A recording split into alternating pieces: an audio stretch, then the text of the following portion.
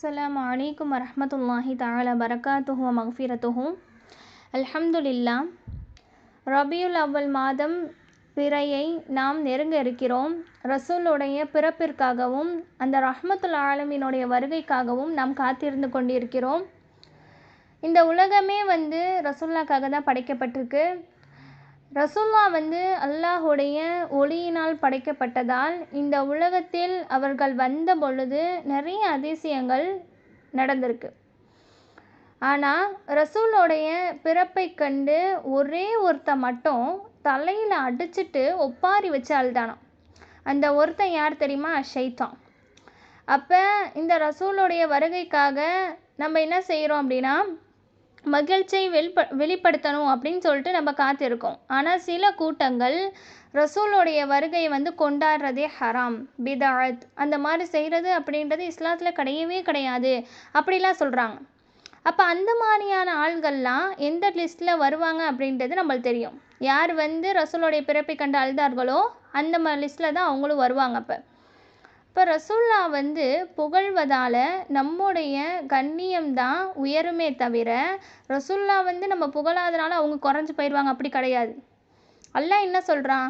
நீ ஒரு ஸலவாத் ரசூலின் மீது ஓதுனா 10 நன்மைகளை எழுதுகிறேன், 10 பாவங்களை மன்னிக்கிறேன்றான். அதே மாதிரி என்ன செய்கிறான்? நம்மின் மீது 10 ஸலவாத்துகளை அல்லாஹ் சொல்கிறான் அப்படின்றான்.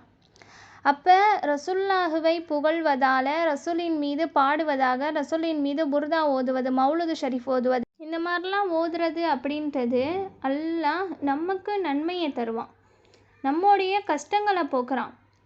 எல்லா விதமான பிரச்சனைகளையுமே நாம் ஸலவாத்து ஓதும்போது ஷிஃபா ஆகுது.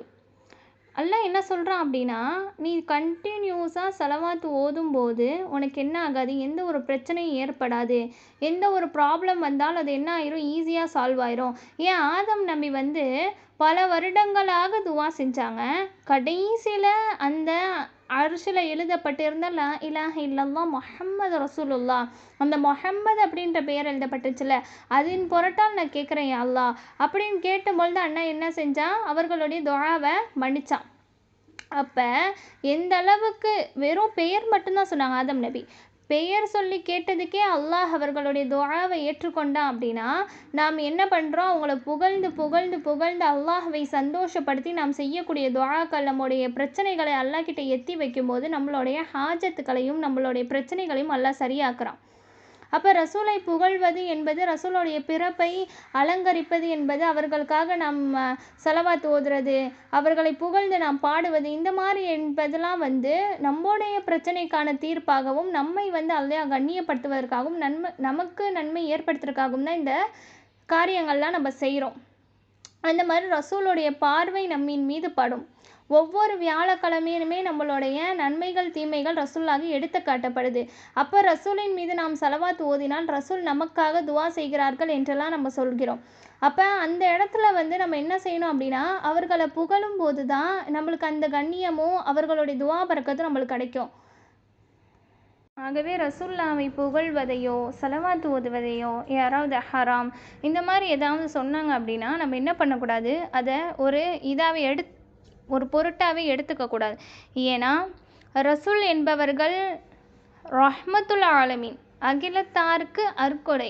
இந்த ரசூலை உலகம் முழுவதும் பேசணும் அப்படின்றது தான் அல்லாஹ்வுடைய நாட்டம். அதனால தான் நம்ம கேள்விப்படுறோம்ல, உலகத்திலே அதிக பெயர்கள் வைக்கப்பட்டது முஹம்மத் என்ற பெயர் அப்படின்னு சொல்கிறாங்க. அதே மாதிரி ரசூலுல்லாவை என்ன பண்ணணும், அல்லாஹ் இந்த மனிதர்கள் எல்லாருமே அவங்கள பற்றி பேசணும் அப்படின்றதுக்காண்டி அல்லாஹ் என்ன ஒரு இதை ஏற்படுத்தியிருக்கான் அப்படின்னா, ஒரு கூட்டத்தார்கள் அவர்களை புகழ்ந்து கொண்டே இருப்பார்கள், ஒரு கூட்டத்தார்கள் அவர்களை இகழ்ந்து கொண்டே இருந்தாலும் ஆக மொத்தத்தில் ரசூலுடைய பெயர் இந்த உலகத்தில் ஒழிச்சுக்கிட்டே இருக்கணும்.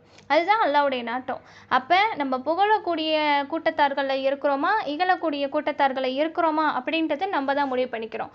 அப்போ ரசூலுல்லாஹ்வுடைய அந்த பிறப்பு அப்படின்றது நம்ம என்ன படுத்துகிறோம் அப்படின்னா, இந்த உலகத்துக்கு வந்த நூரே, அவர்களுக்காக தான் இந்த உலகம் படைக்கப்பட்டிருக்கு. நம்முடைய ரசூல் நம்மளுக்காக எவ்வளவு அர்ப்பணிச்சிருக்காங்க. அவங்க இல்லை அப்படின்னா இந்த பெண்களுக்கு அந்த கொடுமைகள், அந்த சொத்து பங்கு, இந்த மாதிரியான விஷயங்கள்லாம் எல்லாமே அந்த காலத்தில் உள்ளதிருந்து இப்போ வரைக்கும் அதே தான் நடந்துட்டு இருந்திருக்கும். ரசூல் மாற்றினதுனால மட்டும்தானே ஒழிய இந்த உலகத்தில் அந்த சட்டங்கள் மாற்றிச்சே தவிர மற்ற யாராலும் இந்த சட்டங்கள்லாம் மாற்ற முடியாது. ஏன்னா அவ்வளவு தன்னுடைய வாழ்க்கையை, தன்னுடைய உடலை முழுக்க முழுக்க அர்ப்பணிச்சிருக்காங்க. ஒவ்வொரு போர்லையுமே ரசூல்லா என்ன பண்ணுவாங்க, அவங்களுக்கு எவ்வளவு வேதனை இருக்கும். ஒவ்வொரு போர்லையுமே எவ்வளவு அடிபட்டிருப்பாங்க. சில போர்லலாம் ரசூல்லாவுக்கு பல்லு கூட உடஞ்சிருக்கு, அடிபட்டிருக்கு. ரசூல்லாவை ஒரு பெண் அவ என்னது ரசூல்லாவா அப்படின்றதுக்காண்டி செக் பண்ணுறதுக்காண்டி விஷத்தை வச்சு சாப்பாடில் கொடுத்துருக்கா. ரசூல்லா மௌத்தா போகும்போது சொன்னாங்களாம், அந்த விஷம் எனக்கு இப்போ வேதனை தருது அப்படின்னு சொன்னாங்களாம். அப்போ எவ்வளவு கொடூரமான ஒரு விஷத்தை, குப்பையை ரசூல்லா மேலே போட்டு எல்லாத்தையுமே தாங்கிக்கிட்டாங்க. ஒரே ஒரு விஷயம் என்ன தெரியுமா, என்னுடைய உம்மத்துக்காக நான் செய்கிறேன். அவர்களுக்குன்னு எல்லா நபிமார்களுக்குமே அல்லாஹ் ஒரு துவாவை கொடுத்துருந்தான். அந்த துவாவை எல்லா நபிமார்களுக்கே சில ரொம்ப இக்கட்டான டைமில் யூஸ் பண்ணிட்டாங்க. ஆனால் ரசூல்லா மட்டும் இன்ன வரைக்குமே யூஸ் பண்ணாமல் இருக்காங்க.